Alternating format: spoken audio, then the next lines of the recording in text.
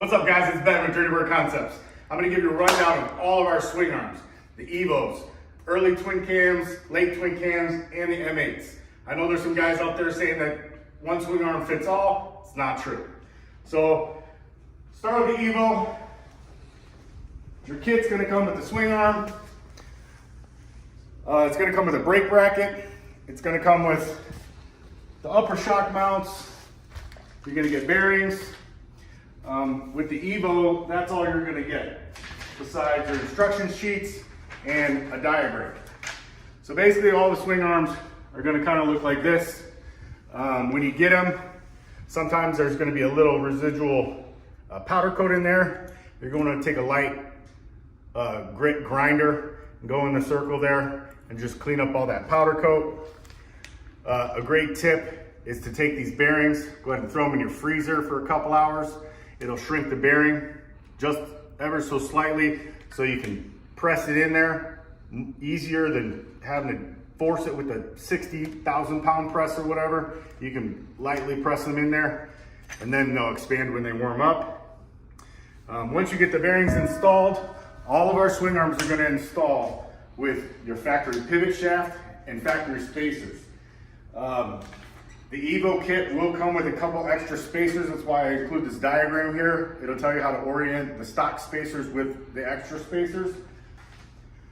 For the Evo, you're just gonna slide it in, use all your spacers, and use all your factory fasteners. And then that swing arm's installed. For your upper shock mount on the Evos and the twin cams, you're gonna use the most forward factory fender mount. You're going to widen that out with a 1/2 inch drill bit, and then you'll be able to put your upper shock mount that way.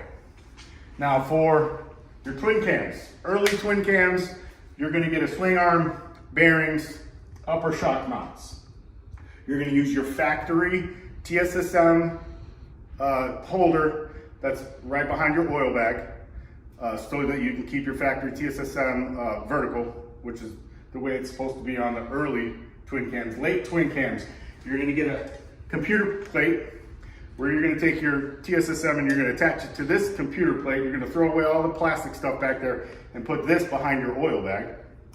And then for the late model twin cams, you're also gonna get this bracket, which will mount behind your rear fender, which helps support here. It's not needed for any of the other models, and that'll help you with your upper shock mount here. All the swing arms are going to come with a different brake bracket, and that's kind of what the variation is with all the models. Like there's a couple other variations with locations of rear shock mounts and whatnot, but the brake bracket is one of the main things, so that's a crucial point. For your Milwaukee 8 models, the difference is on your most forward shock mount or upper shock mount, instead of using the most forward hole, you're going to measure 2.5 inches forward, and then you're going to drill the hole 2.5 inches forward, or else your bike is going to sit up like 4-wheel drive. So that's the variation for the M8s. Like I said, all the models, you're going to push the bearings in, you're going to install the swing arm into your factory frame with the factory spacers, factory pivot shaft, unless you get the Evo with the different instructions. Any questions, feel free, call the shop, 623-465-5263. Ask for any of us, we can walk you through any of your questions. Other than that, check out the website, www.dirtybirdconcepts.com. Thanks for looking.